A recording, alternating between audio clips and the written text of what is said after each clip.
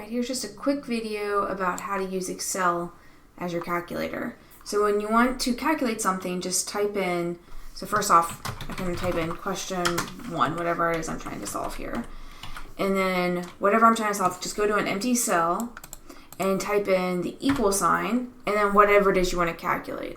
So if I want to calculate 4 divided by 15, and then times 5 divided by 15, and then I just press the enter button, okay? And it tells me the answer. So Excel is a calculator. You just type in equals and then whatever it is you want to calculate. All right, I can double click to edit my formula. So say I don't want 15 maybe I want 14. I can edit it like that, okay? And press enter, and then it'll tell me the new answer. Also, you can edit things in the formula bar, okay? So I could change that number here in the formula bar. All right, now suppose you want this answer in the format of a percentage.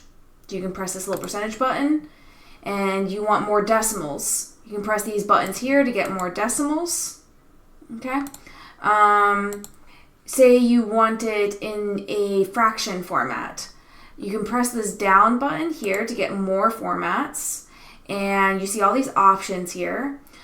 Fraction is here, and then you want to probably choose like up to, 3 digits. That will usually be enough digits that you want in your fraction bar. So basically, it's going to round any number to the closest fraction. Okay, so if you press OK, 4 over 45. Okay, and it simplifies the fraction for you. If you want to go back to it being a decimal, you can press this little down button and go to General, and there, press OK, and now it's back to a decimal. You want to round that, these buttons here do rounding for you.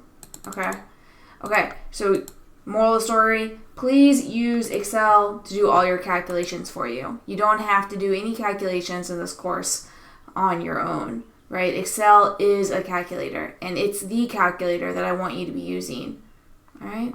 Let me know if you have any follow-up questions.